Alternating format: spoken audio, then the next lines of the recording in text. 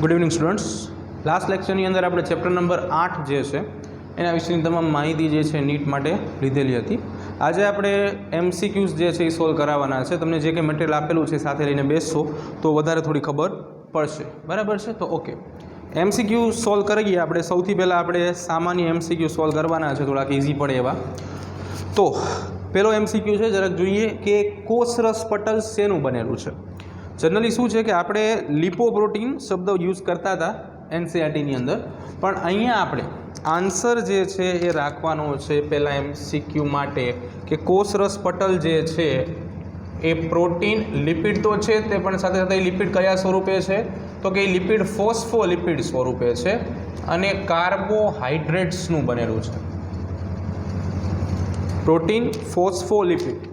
Phospholipid શબ્દ જે છે એ ફોસ્ફોલિપિડ એવું કહેવા માગે છે કે લિપિડ અને ફોસ્ફરસનો સમન્વય. બરાબર છે? આ ત્રણેયના વિશે પણ આપણે ઓલરેડી લખાવેલું હતું તમને નીટની અંદર. નેક્સ્ટ, કોષરસ પટલમાં કાર્બોદિત કયા સ્વરૂપે આવેલા હોય છે, તો કયા પ્રકારે આવેલા હોય છે? તો કોષરસ પટલમાં કાર્બોદિત જે છે એ ગ્લાયકોપ્રોટીન ફોર્મમાં, એટલે કે ગ્લાયકોપ્રોટીન સ્વરૂપમાં તમને જોવા મળશે. તો ગ્લાયકોપ્રોટીન સ્વરૂપ જે છે એ શું કહેવા માગે છે? તો ગ્લાયકોપ્રોટીન એવું કહેવા માગે છે કે શર્કરા અને પ્રોટીનનો સમન્વય. શર્કરા પ્લસ પ્રોટીન આ બંનેનો સમન્વય છે ગ્લાયકોપ્રોટીન તરીકે ઓળખાશે. Next point, next MCQ. Fluid mosaic model કે જે સિંગર અને નિકોલસન દ્વારા પ્રસ્તાવ મૂકેલું હતું અનુસાર કોષરસ સ્તર એ શેનું બનેલું છે? તો કે ફોસ્ફોલિપિડ અને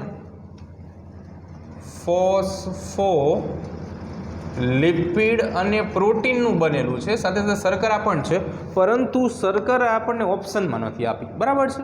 બીજું કે પ્રોટીનના બે પ્રકાર છે, એ બે પ્રકાર આપણને આપેલા છે, અંતર્ગત પ્રોટીન અને બહિર્ગત પ્રોટીન.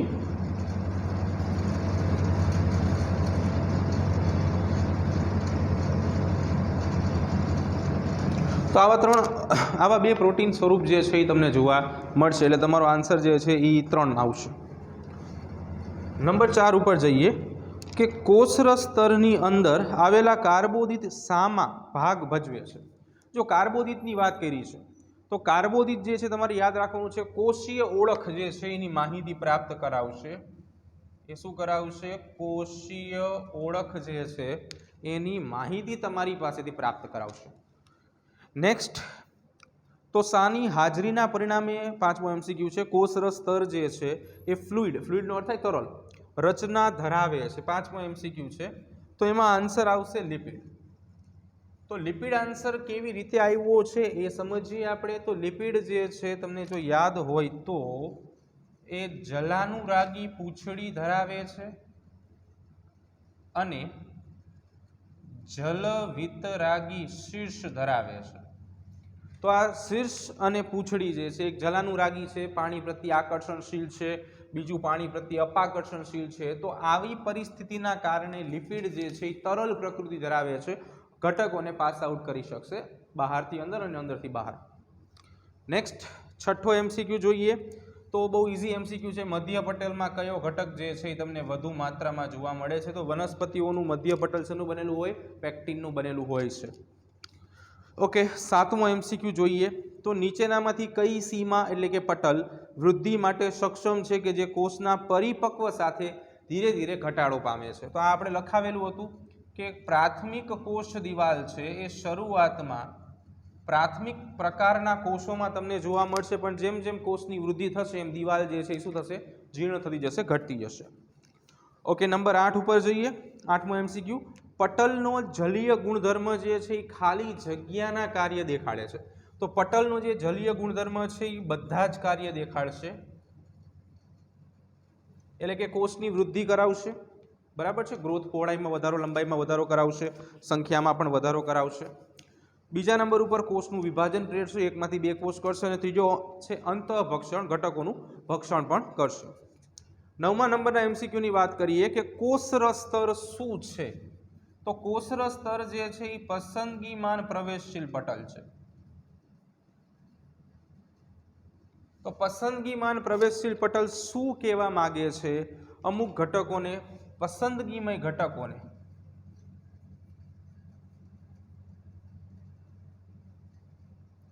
પ્રવેશવા દે, બાકીના ઘટકોને પ્રવેશવા દેશે નહીં. બરાબર છે. ઓકે, 10મા નંબરનું સિંગરનું કોષરસ પટલ. સિંગર અને નિકોલસન બંને વૈજ્ઞાનિકોએ કોષરસ સ્તરની જે માહિતી આપેલી હતી એનું મોડલ રોબર્ટસન ના મોડલથી કઈ રીતે જુદું પડે છે? તો બંનેની અંદર આ એક યાદ રાખવાનું એમસીક્યુ રહેશે આપણા માટે. જુદું મોડલ પડે છે એનું કારણ એક જ છે અને એ છે પ્રોટીનની ગોઠવણી. શું છે? પ્રોટીનની ગોઠવણી જે છે એ બંને મોડલને એકબીજાથી જુદા પાડે છે. બરાબર. ઓકે, નેક્સ્ટ 11 નંબરનો એમસીક્યુ ચેક કરીએ. તો 11 નંબરનો એમસીક્યુ એમ કહે છે કોષરસ સ્તર દ્વારા ઘન ખોરાકના ગ્રહણને શું કહેવામાં આવે છે? તો ફેગોસાઇટોસિસ કહેવાય એને. આપણે લખાવેલું છે ફેગોસાઇટોસિસ, કે જેને ગુજરાતીમાં આપણે ઘન ભક્ષણ તરીકે ઓળખીશું. 12મા નંબરનો એમસીક્યુ જોઈએ. પ્રાણી કોષ દ્વારા મોટા અણુઓના ગ્રહણની ક્રિયાને શું કહેવાય? જો શબ્દ મોટો અણુ વાપરો છે. જનરલી પ્રસરણ છે વહન કરાવીએ છીએ નાના અણુઓનું, અમુક લિમિટેશન સુધી વહન કરાવીએ છીએ. આશ્રુતિ પાણી માટે વહનની ક્રિયા છે. બહિર્વહન એટલે બહારની બાજુ વહન કરવાનું છે, પણ અહીંયા ગ્રહણની વાત છે. ગ્રહણ એટલે સ્વીકારવું, એટલે એમાં જવાબ આવશે અંતઃવહન. અંતઃવહન ગ્રહણ કીધું છે ને એટલા માટે. બરાબર. ઓકે, કોષ 13મો એમસીક્યુ જોઈએ. કોષરસ સ્તરના ફ્લુઇડ મોઝેઇક મોડલમાં શું કહેવામાં આવે છે? તો જો પહેલો એમસીક્યુ જે છે ઓપ્શનની વાત કરીએ તો પહેલો ઓપ્શન એવું કહેવા માંગે છે કે ઉપલું સ્તર અધ્રુવીય અને જલાનુરાગી છે. એવું નથી હોતું. બરાબર છે. બંને સ્તરો જે છે જે મુજબ આપણે જાણીએ છીએ, વેર ઇઝ રેડ માર્કર, હા, કે આ લેવલે બનેલું હોય છે.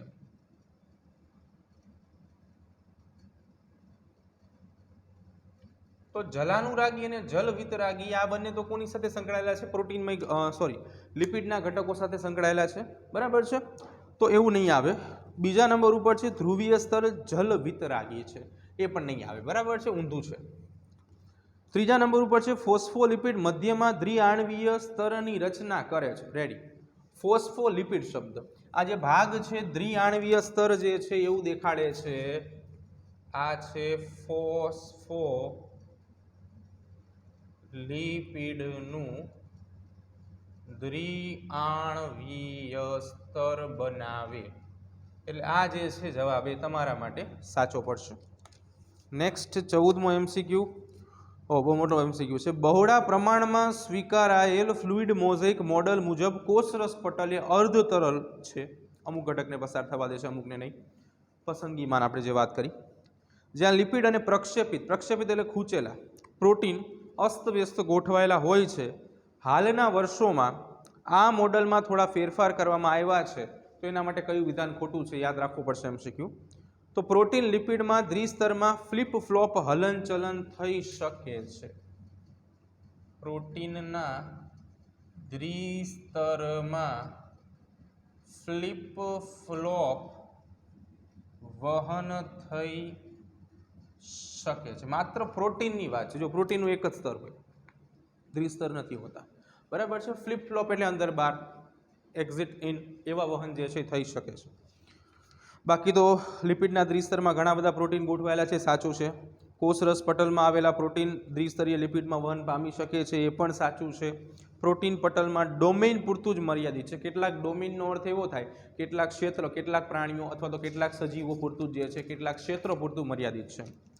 ઓકે, નેક્સ્ટ 15મો એમસીક્યુ જોઈએ.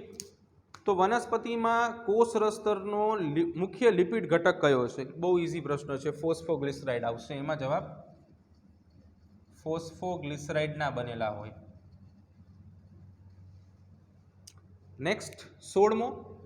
હવે બધી અંગિકા વિશે વાત છે. સૌથી વધુ મહત્તમ ઉત્સેચકો ધરાવતી અંગિકા કઈ છે? બહુ ઇઝી છે. કણાભ સૂત્ર આવશે, માઇટોકોન્ડ્રિયા. બરાબર છે. ખાસ કરીને શ્વસનની ક્રિયા માટેના ઘણા બધા ઉત્સેચકો જોવા મળશે.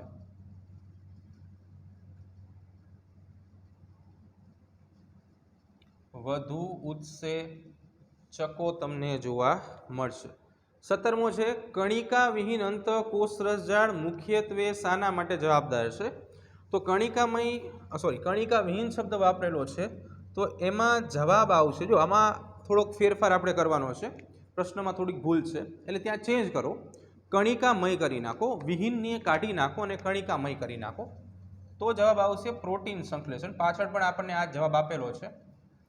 તો તમારે અહીંયા શું કરવાનું છે? ચેન્જ કરવાનો છે. ચેન્જ કંઈક આવી રીતે કરવાનો છે. આમાં ચેન્જ કરશું ક્વેશ્ચનની અંદર.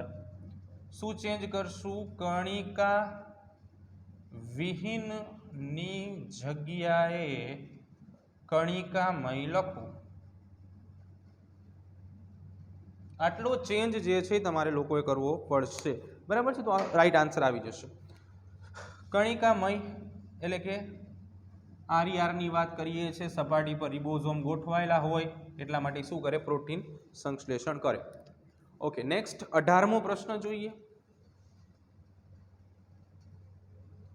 Question number 18. તો 18મો એમસીક્યુ શું કહેવા માંગે છે? કણાભ સૂત્રીય ડીએનએ. જો કણાભ સૂત્રીય ડીએનએ એટલે કે એમડીએનએ યાદ કરો. કણાભ સૂત્રની અંદર માઇટોકોન્ડ્રિયલ ડીએનએ આપણે શબ્દ વાપરેલો હતો. બરાબર છે? તો એ કેવું હોય છે આપણે જોવાનું છે. ખુલ્લું. ખુલ્લું શબ્દ એટલા માટે છે કે કોષ કેન્દ્ર નથી, તો એ સાચું છે. કણાભ સૂત્રમાં કોઈ સ્પેસિફિક કોષ કેન્દ્ર નથી. વર્તુળીય એટલે કે સર્ક્યુલર છે, એ પણ સાચું છે. અને દ્વિશૃંખલા. દ્વિશૃંખલા એટલે કે બેવડી શૃંખલા ધરાવતું, એ પણ સાચું છે. એટલે જવાબ આવશે ઉપરના બધા જ. બરાબર છે? ઉપરના બધા જ રાઈટ આન્સર આવશે. 19મો. ગોલ્કી કાય શેમાંથી ઉત્પન્ન થાય છે? બહુ ઇઝી છે. ચાલો આ તો હવે તો ગોલ્કી કાય જે છે અંતઃકોષ રસજાળમાંથી ઉત્પન્ન થાય. નેક્સ્ટ, કોષની કઈ અંગિકા સ્ટીરોઇડ્સનું સંશ્લેષણ કરી શકે છે? તો જો મિત્રો, સ્ટીરોઇડનું સંશ્લેષણ કરવા માટે અંતઃકોષ રસજાળ જ જવાબદાર છે, કારણ કે એની અંદર બે અલગ અલગ ઓપ્શન આપણને મળશે, SER એન્ડ RER. નેક્સ્ટ 21. નીચેનામાંથી કયું કોષને યાંત્રિક આધાર તથા આકાર પણ પૂરો પાડશે? હા, એક આ ઇન્ફોર્મેટિવ ક્વેશ્ચન છે. આન્સર આપણે યાદ રાખશું. અંતઃકોષ રસજાળ છે એ આ પણ કેપેસિટી ધરાવે છે. નેક્સ્ટ, બહુ ઇઝી પ્રશ્ન આવી ગયો. 22મો. કોષનું પાવર હાઉસ સોલ્વ કરાવવાની જરૂર નથી છોકરાઓ, તમને આવડતું જ હશે. કણાભ સૂત્ર. બરાબર છે? ઓકે. નેક્સ્ટ 23. કઈ અંગિકામાં કોષ વિભાજન કરતા ઉત્સેચકો પુષ્કળ પ્રમાણમાં જોવા મળશે? હા, લાઇસોઝોમ એક એવી અંગિકા છે કે જે કોષ વિભાજન દર્શાવતા ઘણા બધા ઉત્સેચકો જે છે ધરાવશે. નેક્સ્ટ 24મો પ્રશ્ન. નીચેનામાંથી કોષ અંગિકાનો કયો સમૂહ ડીએનએ ધરાવશે? એટલે કે એની અંદર એ ડીએનએ હોય. કઈ અંગિકાઓ એવી છે કે જેની અંદર ડીએનએ હાજર હશે? તો એમાં જવાબ આવશે કણાભ સૂત્ર અને હરિતકણ. ટેક્સ્ટબુકની અંદર પણ આ બધું આપેલું છે આપણને. બરાબર? અને થોડાક ઇઝી એમસીક્યુ છે અમુકને બાદ કરતા. અર્ધ સ્વયંજનન કરતી અંગિકા, અર્ધ સ્વાયત્ત અંગિકા અથવા તો અર્ધ સ્વયંજનન કરતી અંગિકા, કણાભ સૂત્ર. જો અહીંયા હરિતકણ આપેલું હોય તો એ પણ જવાબ આવશે, પણ આપણને ઓપ્શનમાં માત્ર કણાભ સૂત્ર આપેલું છે, તો આપણે એની સાથે આગળ વધશું. ઓકે. કોષની કઈ અંગિકા ઓક્સિજન મુક્ત કરે છે? જો આ થોડુંક લોજિકલ પ્રશ્ન છે. બધી અંગિકાની અંદર તમે જોશો તો હરિતકણ એક એવી અંગિકા છે કે જે પોતે પ્રકાશ સંશ્લેષણ કરી શકે છે. બરાબર છે? પ્રકાશ સંશ્લેષણની ક્રિયા હરિતકણ દ્વારા થશે. પ્રકાશ સંશ્લેષણનું સમીકરણ આપણે જાણીએ છીએ, 6CO2 + 12H2O gives C6H12O6 + 6O2 + 6H2O. તો ઇન શોર્ટમાં અહીંયા ઓક્સિજન ઉત્પન્ન થયો. બરાબર છે? બાકીની અંગિકા તમે જોઈ શકો છો, કણાભ સૂત્ર આપેલું છે. તો કણાભ સૂત્રમાં તો ભાઈ શ્વસનની ક્રિયા થાય, અને શ્વસનની ક્રિયામાં તો ઓક્સિજન શું થાય? વપરાશે. એટલા માટે બીજું ગોલ્કી કાય તો શું છે? ગ્લાયકોપ્રોટીનનું સંશ્લેષણ કરશે. રિબોઝોમ જે છે એ તો પ્રોટીનનું સંશ્લેષણ કરશે. ઓકે. નેક્સ્ટ એમસીક્યુ 27 પર જઈએ. તો 27માં એમસીક્યુ એવું છે કે રાસાયણિક ઘટકો જેવા કે પ્રોટીન અને લિપિડનું ગ્લાયકોસિસ શામાં જોવા મળે છે? નામ જેવું જ કામ કરશું. ગોલ્કી કાય જવાબ આવશે એમાં. 27મો પ્રશ્ન. તો આન્સર શું આવશે? ગોલ્કી કાય આવશે. 28. કણિકા વિહીન અંતઃકોષ રસજાળ સામાન્ય રીતે શાની બનેલી હોય છે? કણિકા વિહીન કીધેલું છે એટલે અંતઃકોષ રસજાળ નલિકાઓ, ભૂંગળીઓ જેવી રચના છે. નીચેનામાંથી કયું 29માં MCQ પટલીય તંત્ર તરીકે જાણીતું છે, એટલે એની ઉપર પટલીય તંત્ર જે છે આખે આખું બનાવે છે. તો પટલીય તંત્ર આપણી પાસે અંતઃકોષ રસજાળ છે છોકરાઓ. પટલમય તંત્રની રચના કરે છે. 30મો MCQ કણાભ સૂત્રનું ઓક્સિઝોમ શાની સાથે સંકળાયેલું છે? ઓક્સિડેશનની પ્રક્રિયા ક્યારે આપણે કરીએ છીએ? તો આપણે શ્વસન નામના ચેપ્ટરમાં ભણી ગયા છીએ. ETS ઇલેક્ટ્રોન ટ્રાન્સપોર્ટ સિસ્ટમ જે છે એમાં ઓક્સિડેટિવ ફોસ્ફોરાયલેશનની પ્રક્રિયા થાય છે.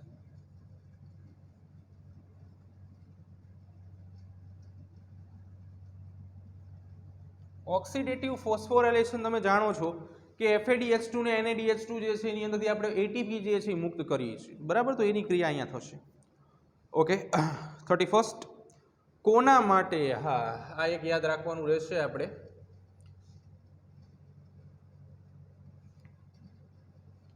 કોના માટે લિપોકોન્ડ્રિયા શબ્દ વપરાય છે? તો કણાભ સૂત્ર લિપોકોન્ડ્રિયા તરીકે પણ ઓળખાય છે. 32 તો કઈ પીએચએ લાઇસોઝોમના ઉત્સેચકો સક્રિય હોય? જનરલી લાઇસોઝોમના ઉત્સેચકો એસિડિક પીએચમાં વધુ સક્રિય રહેશે, એટલા માટે અહીંયા આપણે રાખશું pH 5, એટલે કે એસિડિક પીએચ એક એવી પીએચ છે જ્યાં લાઇસોઝોમના ઉત્સેચકો જે છે સક્રિય બનશે. 33મો કોષ અંગિકા જે પુષ્કળ માત્રામાં ઓક્સિડાઇઝિંગ ઉત્સેચકો ધરાવે છે. તો ઓક્સિડાઇઝિંગ ઉત્સેચકો એ જ ધરાવતું હોય જે ઉર્જા ઉત્પન્ન કરતું હોય, અને ઉર્જા ઉત્પન્ન કરવાનું કામ જે છે આપણા કોષની અંદર કણાભ સૂત્ર જ કરે છે. 34 ગોલ્કી કોમ્પ્લેક્સ એટલે કે ગોલ્કી સંકુલ જે છે એનું મુખ્ય કામ શું છે? જો આથવણની ક્રિયા ગોલ્કી કાયમાં ન થાય, બરાબર, ફોસ્ફોરાયલેશનમાં એમાં એનું કંઈ કામ નથી, ઉર્જા નથી મુક્ત કરતી, શોષણ તો આવે જ નહીં, એટલે સ્ત્રાવી ઘટકો માટે પેકેજિંગની કામગીરી કરશે.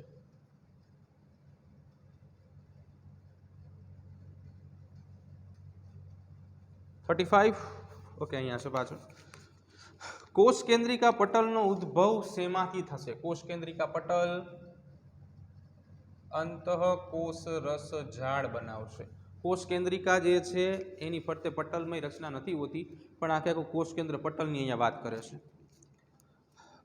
RER રફ એન્ડોપ્લાસ્મિક રેટિક્યુલમ એ કોષમાં શું વિકસિત હોય છે જે ખાલી જગ્યાનું સંશ્લેષણ કરે છે? બહુ જ ઇઝી પ્રશ્ન. RER શું બનાવે? તો કે પ્રોટીન બનાવે, કારણ કે રિબોઝોમ એની સપાટી ઉપર હશે. 37 કોના દ્વારા જારક શ્વસનની ક્રિયા કરવામાં આવે છે? તો કણાભ સૂત્ર જારક શ્વસન સાથે સંકળાયેલું છે, આપણે જાણીએ છીએ. જારક શ્વસન ઓક્સિજનની હાજરીમાં થતું શ્વસન કહેવાય. જારક શ્વસન એટલે ઓક્સિજનની હાજરીમાં થતા શ્વસનની ક્રિયા. નેક્સ્ટ 38 GERL એ શાના જૈવ જનન સાથે સંકળાયેલ છે? જૈવ જનન એટલે સર્જન સમજવાનું છે. તો સૌથી પહેલા આપણને GERL ની પૂરી માહિતી હોવી જોઈએ. GERL શું દેખાડે છે? તો અહીંયા જે G છે એક ગોલ્કી બોડી એટલે કે ગોલ્કી કાય દર્શાવે છે. ER એટલે તમે સમજો છો એન્ડોપ્લાસ્મિક રેટિક્યુલમ,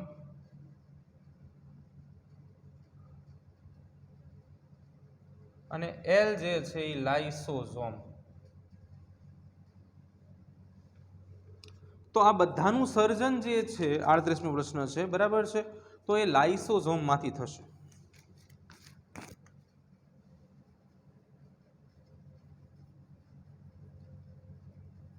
બરાબર, આ બધા ભેગા થઈને લાઇસોઝોમનું જનન અથવા તો સર્જન કરશે. નાની પુટિકા સ્વરૂપની જે લાઇસોઝોમ હોય છે એ.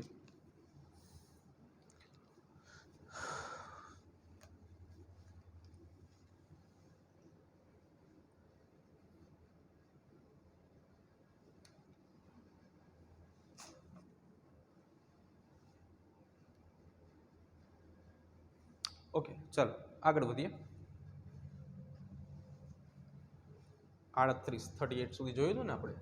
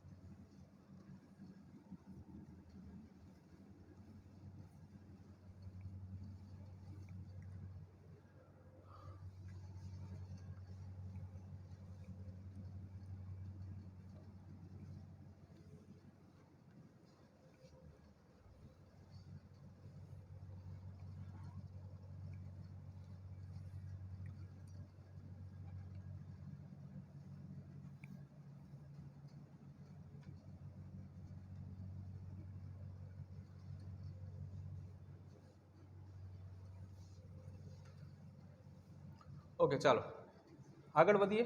38 સુધી આપણે ચેક કરેલું, 39 થી આગળ વધશું આપણે.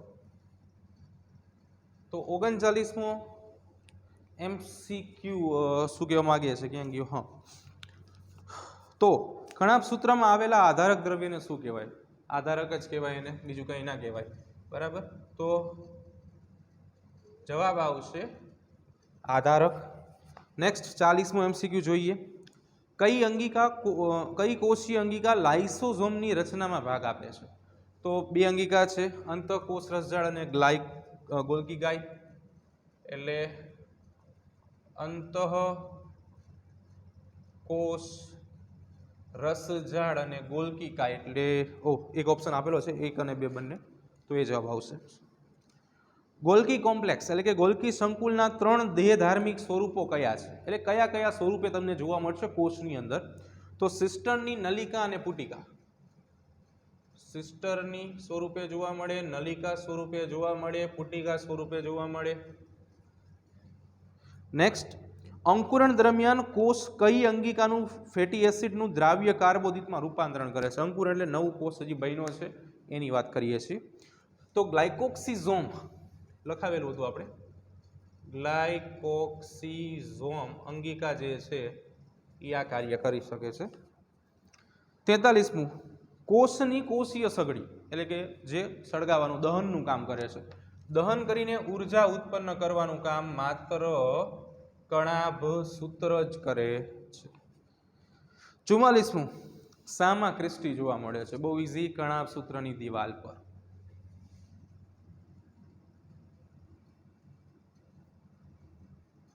ક્રિસ્ટી પટલ યાદ છે?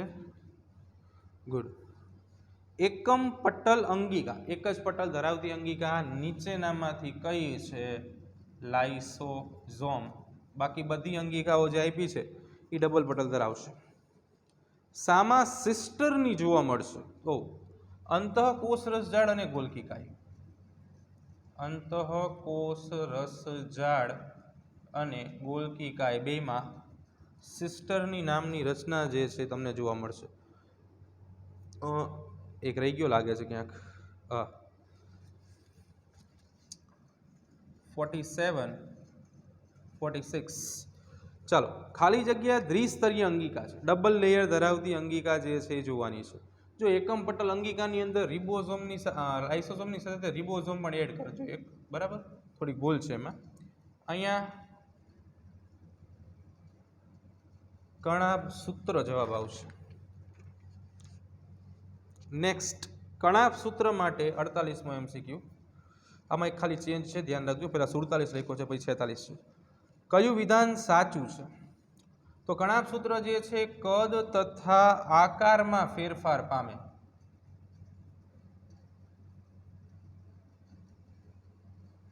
અને બંનેનું વિભાજન થાય. એટલે કે સીધું અને આડું એવું બે વિભાજન જે છે આ દર્શાવી શકે. આકારે બદલે છે ને વિભાજન કરે છે. 49મું, લિપિડનું સંશ્લેષણ માટેનું સ્થાન કયું છે? જો તો જાણી છે એ મુજબ SCR કણિકાવિહીન અંતઃકોષ રસજાળ જે છે એ લિપિડ માટેનું સ્થાન છે, સંશ્લેષણ માટેનું. 50મો MCQ, કઈ અંગિકા નવા સંશ્લેષણ પામેલા પ્રોટીનને તેમના ફેરફાર અને યોગ્ય માર્ગ બતાવવામાં મહત્વનું કામ કરે છે? તો જો પહેલાં તમે અંગિકા જોશો ને, ખાલી 4 અંગિકા, તોય તમને ખબર પડશે કે વાત પ્રોટીનની કરે છે ને પ્રોટીન એક જ જગ્યાએ બને, અંતઃકોષ રસજાળમાં. એટલે અંતઃકોષ રસજાળ જે છે એ આ પણ કાર્ય કરે છે. ઓકે. 51, હરિત દ્રવ્યમાં આવેલ હરિતકણનું સ્થાન. હરિત દ્રવ્યમાં આવેલા હરિતકણનું સ્થાન, આ થોડુંક બદલવાનું છે. હરિતકણમાં આવેલા હરિત દ્રવ્યનું સ્થાન ચેન્જ કરજો, બરાબર? તો હરિત દ્રવ્ય ક્યાં હોય? ગ્રેનામાં હોય. ચેન્જ શું કરવાનું છે? હરિતકણમાં આવેલ હરિત દ્રવ્યનું સ્થાન. ચાલો, બરાબર. થોડી ઘણી ક્વેરી જોવા મળશે, ભૂલ થોડી ઘણી મટીરિયલમાં પણ જોવા મળશે, પણ આપણે સુધારી નાખવાની છે. એવી મોટી ભૂલ નથી કંઈ, બરાબર? પ્રિન્ટિંગ એરર શું. ચાલો, આગળ અંતઃકોષ રસજાળમાં લિપિડ સોલ્યુબલ ડ્રગ્સ એટલે કે જે લિપિડમાં દ્રાવ્ય ઘટકો છે, ડ્રગ્સ એટલે ઔષધો કહી શકાય, તથા બીજા નુકસાનકારક ઘટકોનું ડિટોક્સિફિકેશન, ટોક્સિફિકેશન, ટોક્સિક એટલે કે ઝેરી, ડિટોક્સિફિકેશન એટલે કે એનું જે ઝેરીપણું જે છે આપણે દૂર કરી છીએ, શમન કરી છીએ, એ ડિટોક્સિફિકેશન શાના દ્વારા કરવામાં આવે છે? તો સાઇટોક્રોમ P450, બરાબર છે. આ એક એવું ઘટક છે કે જે ઝેરી દ્રવ્યોનું શમન કરે છે અને જેના કારણે કોષને મૃત થતો એટલે કે મરતો બચાવે છે, બરાબર છે. ઓકે, 53મો પ્રશ્ન, આમાં પણ થોડું ઘણું ચેન્જ આપણે કરશું. શામાં તેલ કણ ગેરહાજર છે? જો કે જવાબ આમાં બટાટા જ આવે છે. બટાટામાં સ્ટાર્ચ કણો જે છે હાજર છે, બાકી જે કંઈ વનસ્પતિઓ આપેલી છે તેલ કણો ધરાવે છે. 54, ઉચ્ચ કક્ષાની વનસ્પતિમાં હરિત કણ કેવા હોય? આકાર પૂછ્યો છે, તો હરિત કણ તકતી આકાર અથવા તો અંડાકાર હોય. આવા બે અલગ અલગ સ્વરૂપે જોવા મળે. 55મો પ્રશ્ન, ખાલી જગ્યામાં ડીએનએ જોવા મળતું નથી. તો જો કોષ કેન્દ્રમાં ડીએનએ હોય, કણાભસૂત્રમાં અને હરિત કણમાં આપણે જોઈ ગયા છીએ, તો એક જ ઓપ્શન બચે છે જેનું નામ છે રિબોઝોમ. 56, કણાભસૂત્ર અને હરિતકણ એ બંનેને કોષમાં અંતઃસહજીવી તરીકે ઓળખવામાં આવે છે. પોતે જ બધું કામ કરે છે. કેમ? કારણ કે પોતાનું સ્વતંત્ર ન્યુક્લિક એસિડ ધરાવે છે. ન્યુક્લિક એસિડ ધરાવે છે. નેક્સ્ટ 57 ઉપર જોઈએ. પેરોક્સિઝોમ ખાલી જગ્યા ધરાવે છે. તો પેરોક્સિઝોમ ઓક્સિડાઇઝિંગ ઉત્સેચકો ધરાવશે. ઓક્સિડાઇઝિંગ ઉત્સેચકો જે છે એ પેરોક્સિઝોમ ધરાવે છે, બરાબર છે. નેક્સ્ટ, શામાં સેલ્ફ ડુપ્લિકેશન એટલે કે સ્વયં દ્વિગુણન જોવા મળતું નથી? કણાભસૂત્ર, હરિતકણ, અર્ધસ્વાયત્ત અંગિકા અને સ્વયં બેવડાતી અંગિકા છે. તારા કેન્દ્ર તો દ્વિગુણન પામે જ છે, તો વૈધી આપણી રિબોઝોમ. તો જવાબ આવશે રિબોઝોમ. 60, પેરોક્સિઝોમ કઈ ઘટના સાથે સંકળાયેલ છે? ઓક્સિડેટિવ અપચય, તોડવાની ક્રિયા નથી કરતી. H2O નું વિઘટન પણ નથી કરતી, H2O2 નું વિઘટન કરે છે. અજારક શ્વસન પણ નથી કરતી, કારણ કે પ્રકાશ શ્વસન જે આપણે ચેપ્ટર 13માં ભણ્યા છીએ એની અંદર આપણે જોયું કે આપણે ઓક્સિજનનો ઉપયોગ કરીશું. તો લાસ્ટ છે પ્રકાશ શ્વસન અને H2O2 નું વિઘટન. પ્રકાશ શ્વસન અને H2O2 નું વિઘટન. 61, નીચેનામાંથી ખાલી જગ્યાની અતિ આવશ્યક પેરોક્સિઝોમ કહે છે. એટલે કે સૂક્ષ્મ અંગિકા કઈ છે? તો ગ્લાયકોક્સિઝોમ, પાચન સાથે સંકળાયેલ છે. ગ્લાયકોક્સિઝોમ. નેક્સ્ટ 62, પેલાડેના કણો. હવે ભાઈ જ્યોર્જ પેલાડેએ શોધેલી હતી રિબોઝોમ, પોતાના નામ ઉપરથી તે નામ આપેલું હતું, તો હવે આપણે તો કંઈ ન કહી શકાય, એટલે સીધો જવાબ લખી નાખીએ રિબોઝોમ. ટમેટા અને મરચાનો લાલ રંગ, તો લાઇકોપિન રંજક દ્રવ્ય લખાવેલું હતું આપણે, લાઇકોપિનો. 64, પોલિઝોમ એ ખાલી જગ્યાની શૃંખલા છે. નામ જેવું જ કામ છે, રિબોઝોમની શૃંખલા છે પોલિઝોમ. 65, ખાલી જગ્યામાં એન્થ્રોસાયનિન રંજક દ્રવ્ય જોવા મળશે. એન્થ્રોસાયનિન રંજક દ્રવ્ય જે છે રંગકણમાં જોવા મળે. સુધારો કરી નાખવાનો છે આપણે, ત્યાં આન્સર પાછળ કંઈક અલગ આપેલો છે, બરાબર છે, ચેન્જ કરવાનો છે.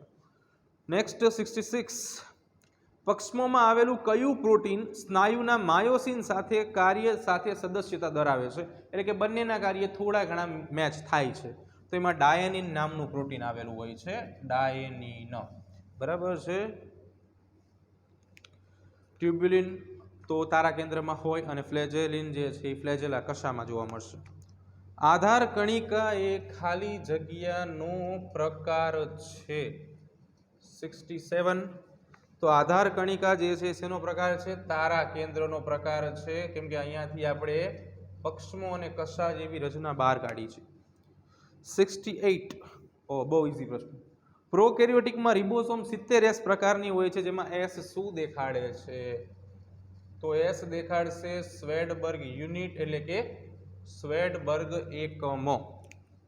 69 પરિચક્ર અને દલપત્રો કલરફુલ હોય એટલે શું દર્શાવે?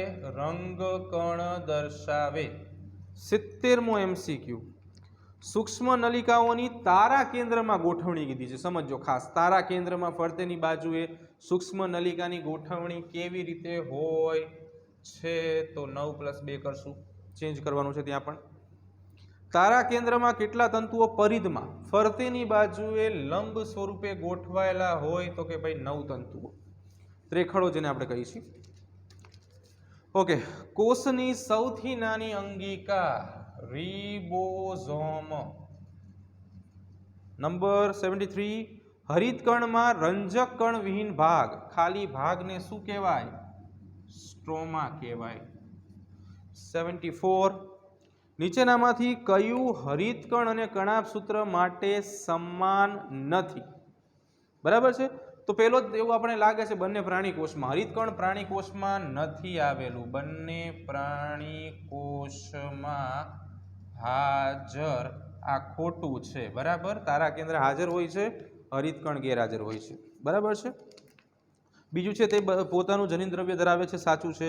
બંને યુકેરિયોટિક કોષમાં આવેલા છે, સુકોષ કેન્દ્રીય સજીવોમાં, અને વનસ્પતિઓમાં બંને આવેલા છે. હવે આ વિધાન આ પણ ખોટું છે. બરાબર છે. પણ આપણે કાલે લખાવેલું હતું કેટલીક લીલ કેટલીક ફૂગ તારા કેન્દ્ર ધરાવે છે. બરાબર, એટલા માટે આપણે આને અવગણશું આ પોઈન્ટને. Right, okay. 75 ખાલી જગ્યામાં 70S પ્રકારની રિબોઝોમ્સ જોવા મળશે. 75 તો એમાં જવાબ આવશે આદિકોષ કેન્દ્રી સજીવમાં જોવા મળે, એટલે આદિકોષ કેન્દ્રી કોષ, હરિતકણ અને કણાભસૂત્ર.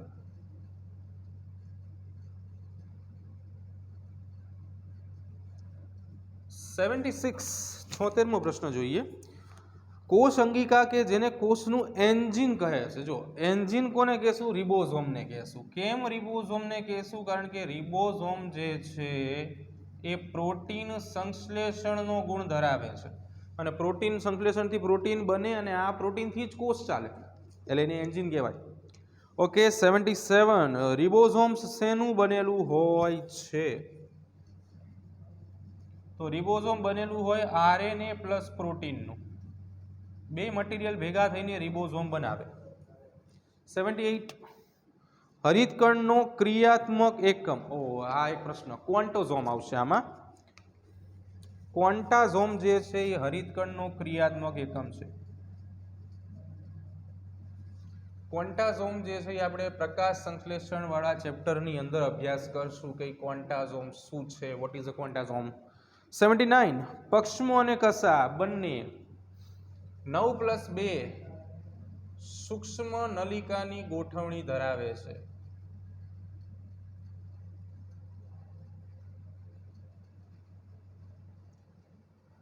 એસીમો પ્રશ્ન જોઈએ.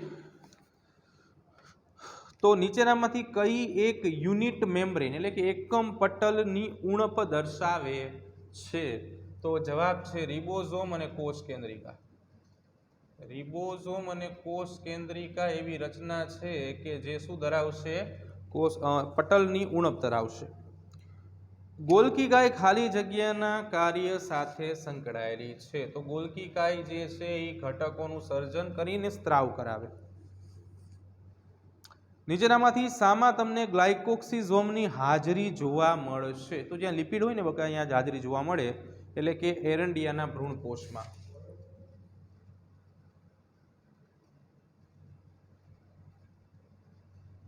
જો બધી ઇન્ફોર્મેટિક માહિતીઓ છે.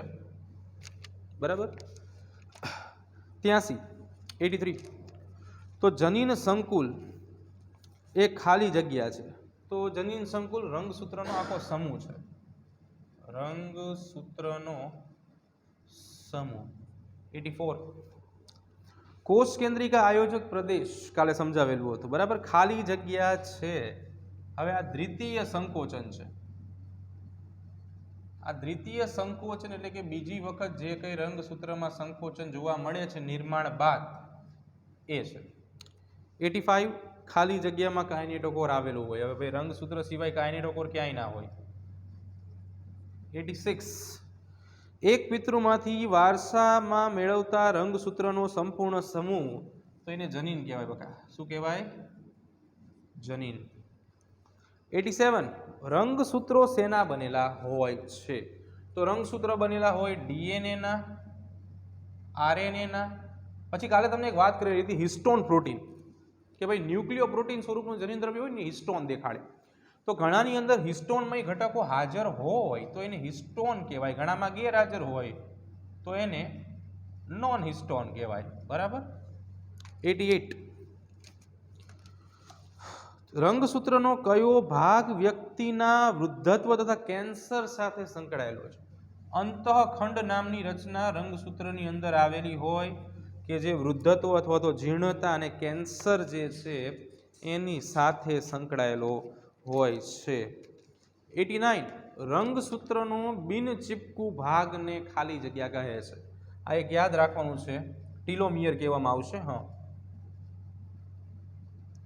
બિન ચીપકુ એટલે કે જોડાણ નથી ધરાવતો એવો ભાગ. મહત્તમ ભુજાનો ગુણોત્તર કયા રંગસૂત્રમાં જોવા મળશે? એક્રોસેન્ટ્રિક. કેમ આવું થશે? તો એનું રીઝન છે છોકરાઓ, એક્રોસેન્ટ્રિક સેટેલાઇટ રંગસૂત્રો પાછળ આપણે જોશું હમણાં, કે જેમાં સેન્ટ્રોમિયર જે છે એ સેન્ટ્રોમિયરની સાથે સંકળાયેલી જે ભુજાઓ છે એ ભુજાઓ થોડી ઘણી નાની તો હોય છે, પણ સાથે સાથે ત્યાં શું હોય છે? સેટેલાઇટ પ્રેઝન્ટ હોય છે. એટલા માટે ગુણોત્તર તમને સમજાવેલો હતો જો યાદ હોય તો, કે અહીંયા સેન્ટ્રોમિયરથી બે ભાગલા કરીએ છીએ આપણે, એ અને બી ઝોન આપીએ છીએ અને આના આધારે ગુણોત્તર લઈએ છીએ. બરાબર છે. ગુણોત્તર કઈ રીતે લેશું? તો ગુણોત્તર આ રીતે આપણે લઈએ છીએ, એક બાજુની ભુજાની લંબાઈ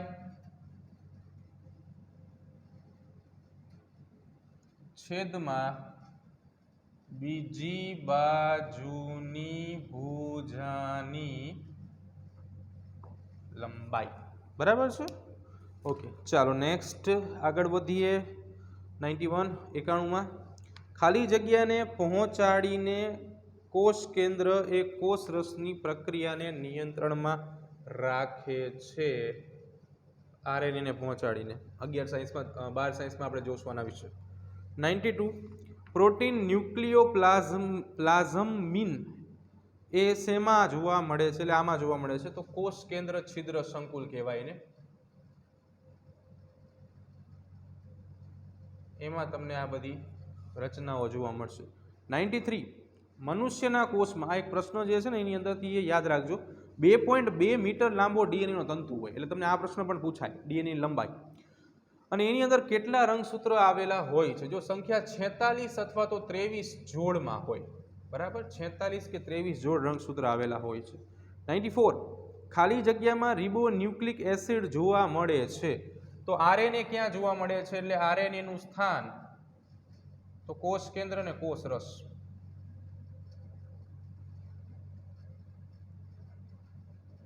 95 કોષ કેન્દ્ર એ ખાલી જગ્યા રચના છે. કેટલા સ્તરો ધરાવે છે? તો કે 2 ધરાવે છે. તો એને કહેવાય દ્વિસ્તરીય રચના બકા. 96 મેટાસેન્ટ્રિકમાં ભુજાનો ગુણોત્તર 1:1 કેવી રીતે આવ્યો? તો મેટાસેન્ટ્રિક રંગસૂત્રને આપણે જાણીએ છીએ કે ભાઈ સેન્ટ્રોમિયરનો જે પાર્ટ છે એ સેન્ટ્રોમિયરના પાર્ટથી બંને સાઈડની ભુજાઓની લંબાઈ જે છે એ કેવી હોય છે? સરખી હોય છે. આપણે જ્યારે પણ ગુણોત્તર લઈએ છીએ ત્યારે આ એ પાર્ટ એન્ડ બી પાર્ટ, તો ગુણોત્તર જે છે એ ગુણોત્તર 1:1 આવે છે. એનું કારણ શું છે? બંને ભુજાની લંબાઈ કેવી છે? સમાન છે. 97 દ્વિતીયક સંકોચન પછી રંગસૂત્રના ભાગને શું કહે છે? આ કહેવાય, એટલે કે સેટેલાઇટ કહેવામાં આવે એને. સેટેલાઇટ કહેશું. દ્વિતીય સંકોચન થાય ને પછી રંગસૂત્ર સેટેલાઇટ બનાવે ભુજાઓ ઉપર. 97 98 રંગસૂત્ર દ્રવ્ય એ ખાલી જગ્યાનું બનેલું છે, ન્યુક્લિયોઝોમ કહેવાય, ન્યુક્લિયોઝોમ. આ ન્યુક્લિયોઝોમ બીજું કંઈ નથી, ડીએનએ અને પ્રોટીનનું મિશ્રણ છે. એટલે કે ડીએનએ પ્લસ હિસ્ટોન પ્રોટીન આ બે ભેગા થાય ને એ ભેગા થઈને શું બનાવે? ન્યુક્લિયોઝોમ બનાવશે. ઓકે, ચાલો 99 જો સેન્ટ્રોમિયર મધ્ય કરતા સહેજ ઉપર હોય અને બે ભુજાઓ અસમાન હોય, જો સહેજ જ ઉપરની વાત કરી છે, કાલે આપણે સમજાવેલું હતું, સબ મેટાસેન્ટ્રિક કહેવાય એને. ઓકે, સેન્ચુરી પૂરી થઈ જશે મારી. ખાલી જગ્યા દ્વારા કોષ કેન્દ્રિકાની રચના પ્રાપ્ત થાય છે. તો ક્યારે કોષ કેન્દ્રિકાની રચના પ્રાપ્ત થાય? તો યાદ રાખશું છોકરાઓ, જ્યારે દ્વિતીયક સંકોચન થાય ને કોષમાં, એ સમયે આ બધી રચનાઓ બને. સેન્ચુરી ઉપર થઈ ગયો, સેન્ચુરી કમ્સ અપ. હિટ્રોક્રોમેટિન એ. ઓકે, હવે શું છે આ? અહીંયા સમજાવવો પડશે, નહીં ચાલે.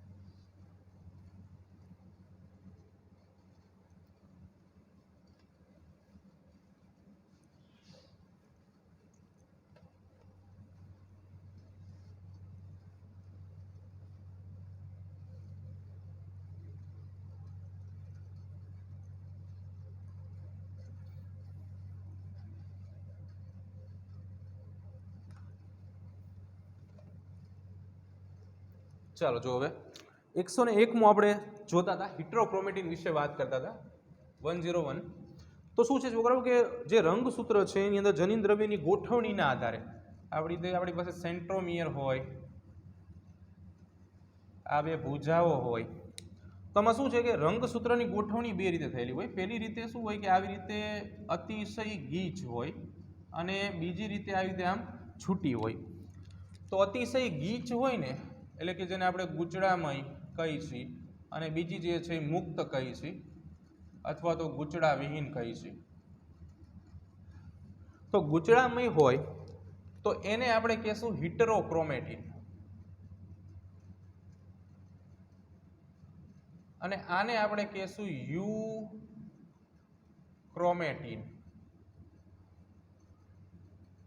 હવે તમે વિચારો કે તમારી પાસે એક દોરી છે, બરાબર? તમે એનો આમ ગૂંચળો કરી નાખો છો અને એને કોઈ કલરમાં ડૂબાડો છો, તો શું થશે? એને કલર જે છે ને વધારે લાગશે. અને આપણી પાસે સીધી દોરી હોય પાતળી એવી, એની આપણે કલરમાં ડૂબાડીએ તો શું થાય? ઓછું અભિવ્યક્ત થાય.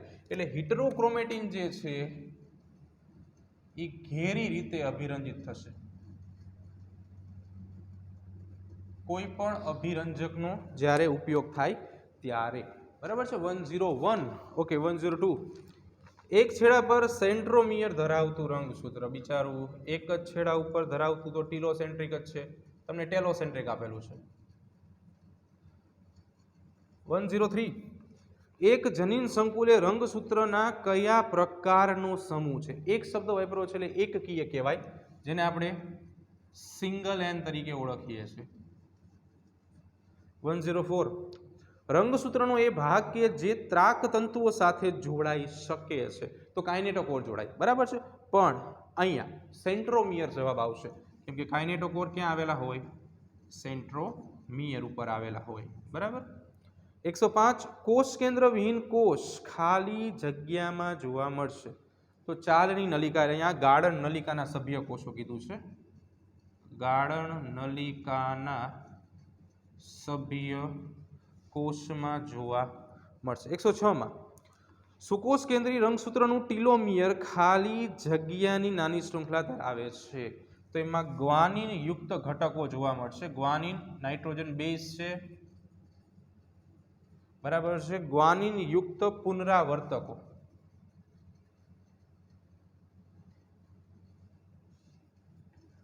107.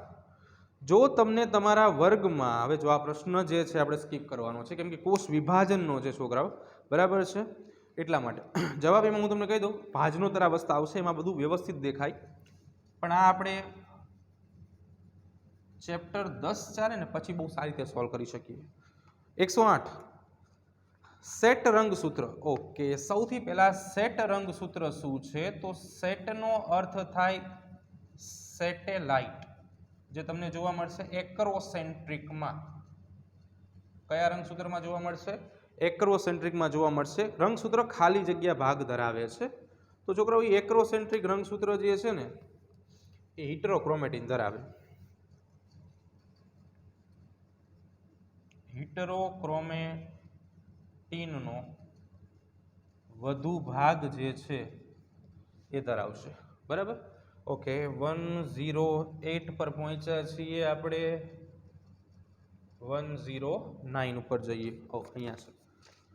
ખાલી જગ્યામાં પ્રાણી કોષમાં પ્રોટીનનું સંશ્લેષણ જોવા મળે છે. તો કોષ રસ અને કણાભ સૂત્ર ઉપર આવેલા રિબોઝોમ. જો આમાં અંતઃકોષ રસઝાડ જે છે ને એ શબ્દ આપ્યો નથી, પણ એક શબ્દ એવો છે, જો ત્રીજો ઓપ્શન તમે જોઈ શકો છો, માત્ર રિબોઝોમ પર કે જે કોષ કેન્દ્રના અંતઃકોષ રસઝાડ ઉપર છે. તો માત્ર રિબોઝોમ ઉપર તો થતું નથી, બરાબર છે. અર્ધ સ્વાયત્ત અંગિકાઓ આપણી પાસે બે છે, હરિતકણ અને કણાભ સૂત્ર, બંને પોતાનું પ્રોટીન જાતે બનાવે છે, બરાબર. એટલે જવાબ શું આવશે કે કોષ રસ તથા કણાભ સૂત્ર પર કણાભ સૂત્રમાં આવેલ રિબોઝોમમાં.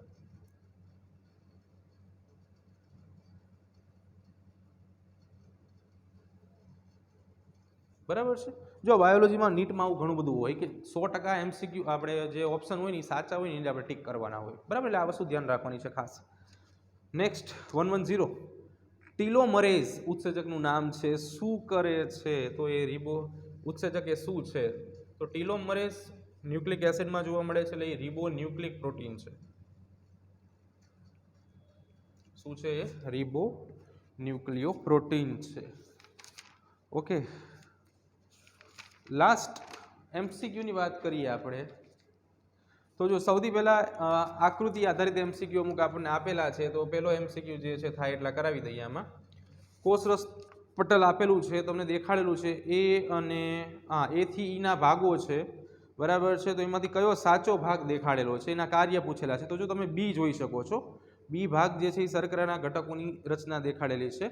તો જવાબ શું આવશે? જવાબ આવશે બી આવશે, કે જે આનું હલનચલન તે તરલતાનું માપન છે. તરલતા એટલે કેટલા ઘટકોની પાસ આઉટ થવા દેશે, એટલે કે પસાર થવા દેશે, એ આપણે જોવાનું છે. બીજો પ્રશ્ન છે, કઈ કોષ અંગિકા અંતઃકોષીય અવકાશને બે ખંડોમાં વિભાજિત કરે છે અને પોલાણ અને પોલાણના બાહ્ય ભાગના ખંડોનો સમાવેશ કરે છે? પોલાણ જે છે ને મોટા ભાગે અંતઃકોષ રસઝાડમાં જોવા મળે, અને જે પોલાણ જે છે ને એ ઘટકોના વહન સાથે સંકળાયેલું હોય. નંબર 3 ઉપર જઈએ. જો 3 થી 7 પ્રશ્નો બધા આના ઉપર જ આધારિત છે. તો ત્રીજા નંબર ઉપર પ્રશ્ન છે, નીચેનામાંથી કયું જલીય ખંડો ધરાવે છે, પાણી માટે પ્રવેશશીલ ખંડો? તો જો બી અને ડી, તમે વ્યવસ્થિત આકૃતિ જે છે આપણે દોરાવેલી છે અને સાથે સાથે બુકમાં પણ છે, એમાં ચેક કરશો તો ખબર પડશે. ક્રિસ્ટી પટલની વાત છે. એફનું સરેરાશ મૂલ્ય આપ્યું છે, જાડાઈ જે છે એફની આપેલી છે, અને તમારી જાણકારી ખાતર એ બી સી ડી ઈ અને એફ જે છે ને એ ગેરહાજર હશે. તો એ કેન્સલ કરી નાખો એમસીયુ તમતારે, બરાબર છે. પટલની જાડાઈ આપેલી છે જે 0.5 માઇક્રોમીટર જેટલી હોય. નંબર 5, ક્રિસ્ટી એ ખાલી જગ્યાનું અંતર્વલન છે. તો ક્રિસ્ટી જે છે, સી જે ભાગ છે એનું અંતર્વલન છે, જે ખાલી જગ્યામાં આવેલું હોય, જે ડી નો વિસ્તાર દેખાય છે તમને ત્યાં, તમને જોવા મળશે. એક વર્તુળાકાર ડીએનએ નો અણુ ક્યાં જોવા મળે? ક્રિસ્ટીની અંદર જોવા મળશે, એટલે ડી ની અંદર તમને જોવા મળશે. 7મું, લેબલ્ડ ડી શું ધરાવે છે? નીચે ઓપ્શન આપ્યા છે, કેટલાક આરએનએના અણુ આ તો ધરાવી શકે. ડી નો ભાગ તમે જોઈ શકો છો, પટલની અંદરનો ભાગ દેખાડ્યો છે. 70S રિબોઝોમે ધરાવશે. ઉત્સેચકો હોય, વર્તુળીય ડીએનએ હોય, ઇન શોર્ટમાં બધું હોય, એટલે કે એ બી સી અને ડી બધા ભાગો હોય.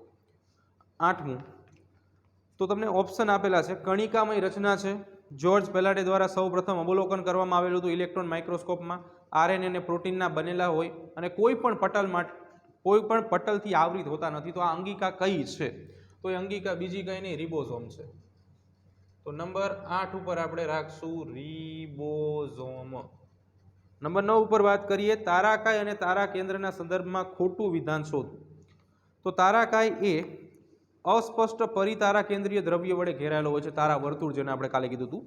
તારાકાયમાં બંને તારા કેન્દ્રો એકબીજાને સમાંતર ગાડાના પૈડા જેવી જો તારા કેન્દ્રમાં બંને એકબીજાને સમાંતર કીધું છે, બંને વચ્ચે 90નો ખૂણો હોય, બરાબર.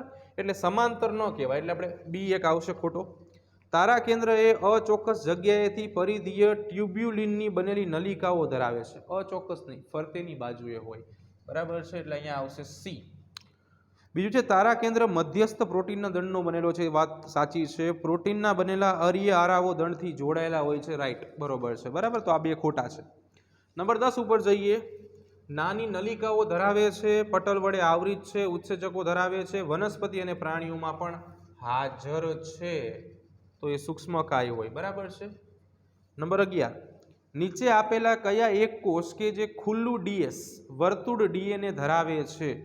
જો ડીએસ ડીએનએ એટલે કે ડબલ સ્ટ્રેન્ડેડ ડીએનએ કહેવાય,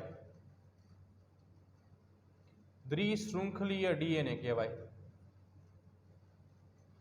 એટલે કે ડીએનએ જે છે ને, આવી એક શૃંખલા અને આવી બીજી બે શૃંખલા ધરાવતું હોય ને ડીએસ ડીએનએ કહેવાય, બરાબર છે. તો જો બંને એવી આપણે જોવાનું છે કયા સાચા છે.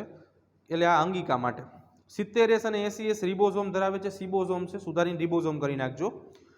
કોષ જો બે અંગિકા ન ધરાવે, 70 ને 80 બે ન હોય. કોષ રસનું ખંડોમાં વિભાજન ગેરહાજર હોય છે. તો એ સાચું છે, ખંડોમાં વિભાજન ગેરહાજર હોય. કોષ રસનું ખંડોમાં વિભાજન થાય ને હંમેશા દ્વિકીય હોય, એટલે પટલમય રચનાઓ ધરાવે છે. એ પણ સાચું છે. એટલે બી અને સી જે છે એ રાઈટ આન્સર આવશે. ટીક આઉટ કરી નાખજો. નીચેનામાંથી કયા કાર્યો લિપોકોન્ડ્રિયા કણાભસૂત્ર માટે સાચા છે? તો લિપિડ અને પ્રોટીનનું રાસાયણિક રૂપાંતરણ કરે છે. તો એ સાચું છે. ચાલો, નંબર 1 સાચું છે. વિષારિતાને દૂર કરે છે, ના એ ખોટું છે. એન્ડ્રોઝોમનું નિર્માણ કરે છે. અંગિકા છે એન્ડ્રોઝોમ્સ, બરાબર છે. થોડું વધુ ડીપ છે આ, એટલા માટે એ સાચું છે. અને ગ્લાયકોજનનું સંશ્લેષણ અને વિઘટન કરશે નહીં. પક્ષમ અને કસાથી ખાલી જગ્યાના કારણે અલગ પડે છે. તો જો નીચેના વિધાનો વાંચવાના છે. તો જો પક્ષમ અને કસા જે છે એમાં પક્ષમ નાનું કદ ધરાવે છે, વાત સાચી છે.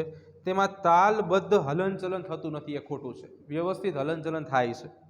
જોડાણ ખોરાક ગ્રહણ અને સંવેદનામાં ભાગ લેવાના આધાર ઉપર, એ પણ સાચું છે. સૂક્ષ્મ નલિકાની સંખ્યા, એ ખોટું છે. અને હલેસા જેવું કાર્ય કરે છે. બંને કાર્ય નથી કરતા, બંને અલગ પડે છે, બરાબર છે. ઓકે. એક સંશોધકે રિબોઝોમ દ્વારા બનાવેલા પ્રોટીનનું નિરીક્ષણ કર્યું અને તેને વાપરીને કોષનું કોષરસ પટલ બનાવ્યું. પટલનું પ્રોટીન રિબોઝોમને વાપરીને બનેલા પ્રોટીન કરતાં અલગ હતું. તો પ્રોટીન એ ખાલી જગ્યામાંથી પસાર થયું હશે. જો ઈઆરમાંથી પસાર થાય તો પ્રોટીન જ બને. ખરબચડું કીધું છે. ગોલ્કી પ્રસાદ જ જવાબ આવશે, કેમ કે અહીંયા ગ્લાયકો પ્રોટીન બની જાય. એટલે જવાબ શું આવશે? ગોલ્ગી પ્રસાધન. લીસુ ઈઆર તો બનાવશે નહીં, ને રિબોઝોમ પોતે જ પ્રોટીન બનાવે છે. જીવંત કોષો જે પૃથ્વી પર મળતા હોય તેવા બીજા ગ્રહમાં જોવા મળે જ્યાં ઓક્સિજન હોતું નથી. તો સામાન્ય રીતે કઈ અંગિકા ગેરહાજર હોય? ઓક્સિજન સાથે આપણી સાથે સંકળાયેલી એક જ અંગિકા છે, જેનું નામ છે કણાભસૂત્ર. બાકી બધા એમને મેં ચલવી લે. વનસ્પતિ અને આદિકોષ કેન્દ્રી કોષ જે છે એ સરખા હોય છે, પણ તે ખાલી જગ્યાના કારણે પ્રાણી કોષથી અલગ પડે છે. તો એ ખાલી જગ્યા કોષ દિવાલથી ભરી દેવાની છે આપણે, કેમ કે પ્રાણી કોષમાં એની ગેરહાજરી હોય છે. ઓકે, હવે આ પ્રશ્ન જે ગુણાંક આપણને આપ્યો છે પટલમાં પ્રોટીન અને લિપિડ, તો એ ગુણાંક અત્યાર પૂરતો યાદ રાખશું આપણે, ગણતરી શીખવાડશું તમને. એમાં શું છે? પ્રોટીનની માત્રા અને લિપિડની માત્રા તમારે ટકાવારીમાં મૂકી દેવાની. ટકાવારીમાં તમે મૂકશો ને એટલે જવાબ તમારે આવી જશે 52 અને 40. ઓકે, ચાલો. કોષ અંગિકા એને ઓળખો. તો આદિકોષ કેન્દ્રીય કોષ છે, પછી વનસ્પતિ કોષ છે, એ છે, દ્વિપટલ છે અને ચરબીનું સંગ્રહ છે. તો ચરબીનું સંગ્રહ જે છે એ મોટા ભાગે શેમાં થાય? ખોરાક સંગ્રહી કણમાં. અને ખોરાક સંગ્રહી કણ કેવા હોય? રંગવિહીન હોય. તો એને કહેવાય શ્વેત રંજક દ્રવ્યો. શ્વેત એટલે સફેદ.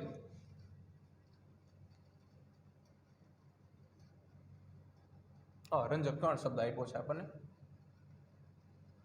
આમાં પર્સન્ટેજમાં શું કરવાનું છે, આપણે બેની માત્રા જે છે ગુણોત્તરમાં મૂકી દેવાની છે. 52 અને તમે 40 કરીને જોજો, નિયર ઇક્વલ ટુ આન્સર આવશે. બરાબર છે, કેલ્સીમાં કરજો. Last two. એક વિદ્યાર્થીઓ પેશીમાંથી કોષોના ઘટકોને અલગ કરે છે. તમારા જેવા હોશિયાર પ્રાયોગિક વિદ્યાર્થીઓ છે, પ્રેક્ટિકલ સ્ટુડન્ટ્સ છે, પણ તેના નળીઓનું નામદર્શન કરવાનું ભૂલી જાય છે. જ્યારે તેને એક નળીનો અભ્યાસ કર્યો ત્યારે તે પટલમય અંગિકા છે કે જે કેટલેઝ ઉત્સેચક, કેટલેઝ વિઘટન કરનાર, તોડનાર ઉત્સેચકોની ક્રિયા ધરાવતી હતી. એસીઆર ઘટકો બનાવે, રંગકણો રંગનું સર્જન કરશે, લાઇસોઝોમ બરાબર એ ઉત્સેચકો ધરાવે છે, ઘણા બધા ઉત્સેચકો ધરાવે છે, પણ એ તોડવાનું કામ કરે છે માત્ર ઘટકોને. અહીંયા આપણે જવાબ આવશે પેરોક્સિઝોમ, કેમ કે અહીંયા એક બીજો શબ્દ છે જે નલિકાની વાત કરે છે, જે પેરોક્સિઝોમ સ્વરૂપે હોય છે. જ્યારે લાઇસોઝોમ જે છે એ તો કેવી છે, કણિકામય સ્વરૂપે હોય છે. 20. આંતરાવસ્થાના કોષ કેન્દ્રમાં નીચેનામાંથી કેટલીક અંગિકા જોવા મળશે? ઓકે, આ પ્રશ્ન આપણે સ્કીપ કરવાનો છે કેમ કે કોષ વિભાજનનો ચેપ્ટર છે, પણ હું તમને કહી દઉં કે આંતરાવસ્થાની જે અવસ્થા છે એમાંથી તમને રંગસૂત્રિકાઓ ટોટલી 4 રચનાઓ જે છે ને જોવા મળશે. ચેપ્ટર 10નો ક્વેશ્ચન છે, શાંતિથી ચેપ્ટર 10 વખતે ભણાવશું. બરાબર છે? ઓકે, તો બહુ નહીં ભણાવીએ, આજે આટલું રાખી છે. બરાબર, વહેલો થોડોક લેક્ચર પૂરો કરી છે. અને happy vacation to all of you guys.